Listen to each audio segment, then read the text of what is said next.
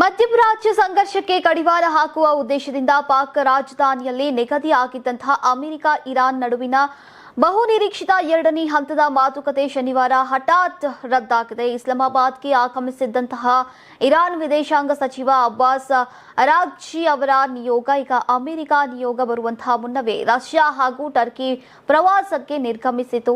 ಇನ್ನು ಇದರ ಬೆನ್ನಲ್ಲೇ ಈಗ ಅಮೆರಿಕ ಅಧ್ಯಕ್ಷ ಡೊನಾಲ್ಡ್ ಟ್ರಂಪ್ ಗೆ ಹೊರಟಿದ್ದಂತಹ ತಮ್ಮ ನಿಯೋಗಕ್ಕೆ ತಡೆ ಒಡ್ಡಿದ್ರು. ಹೀಗಾಗಿ ಸಂಧಾನಕ್ಕೆ ಗ್ರಹಣ ಹಿಡಿಯುವಂತಾಗಿದೆ. ನೀವು ಸಣ್ಣ ಆಗ್ಬೇಕಲ್ವಾ? ಅದು ಒಂದು ಉತ್ತಮ ಆಹಾರದಿಂದ ಸಣ್ಣ ಆಗ್ಬೇಕಲ್ವಾ? ಪ್ರತಿದಿನ ನಮ್ಮ ಜೀನಿ ಸ್ಲಿಮ್ ನ ಯೂಸ್ ಮಾಡಿ ಯಾವುದೇ ಸೈಡ್ ಎಫೆಕ್ಟ್ ಇಲ್ದಂಗೆ ನೀವು ಸಣ್ಣ ಆಗ್ತೀರಾ.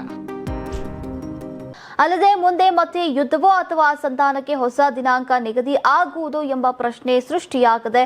ಶನಿವಾರ ನಸುಕಿನಲ್ಲಿ ಇಸ್ಲಾಮಾಬಾದ್ಗೆ ಆಗಮಿಸಿದ್ದಂತಹ ಇರಾನ್ ನಿಯೋಗದ ಅಧ್ಯಕ್ಷತೆ ವಹಿಸಿದ್ದಂತಹ ವಿದೇಶಾಂಗ ಸಚಿವ ಅಬ್ಬಾಸ್ ಅರಾಗ್ಚಿ ಅವರು ಈಗ ಪಾಕ್ ಪ್ರಧಾನಿ ಶಹಬಾಜ್ ಶರೀಫ್ ಹಾಗೂ ಸೇನಾ ಮುಖ್ಯಸ್ಥ ಆಸಿಂ ಮುನೀರ್ ಅವರನ್ನ ಭೇಟಿ ಮಾಡಿ ಸಂಧಾನಕ್ಕೆ ಸಂಬಂಧಿಸಿದಂತಹ ತಮ್ಮ ಷರತ್ತು ಹಾಗೂ ಕಳವಳಗಳನ್ನ ಪ್ರಸ್ತುತಪಡಿಸಿದ್ರು. ಅಮೆರಿಕ ಆ ಕಳವಳವನ್ನ ಗಂಭೀರವಾಗಿ ಪರಿಗಣಿಸಬೇಕು, ಸ್ಪಂದಿಸಿದ್ರೆ ಮುಖಾಮುಖಿ ಮಾತುಕತೆಗೆ ಸಿದ್ಧ ಎಂದಿದ್ದಾರೆ. ಬಳಿಕ ತಮ್ಮ ಯೋಜಿತ ಪ್ರವಾಸದಂತೆ ಟರ್ಕಿ ಹಾಗೂ ಇರಾನ್ಗೆ ರಾತ್ರಿ ಪ್ರಯಾಣವನ್ನ ಬೆಳೆಸಿದ್ರು. ಅಗಾಚಿ ನಿಯೋಗ ಈಗ ಪಾಕ್ನಿಂದ ನಿರ್ಗಮಿಸಿದಾಗ ಇನ್ನೂ ಅಮೆರಿಕ ನಿಯೋಗ ಆಗಮಿಸಿರಲಿಲ್ಲ.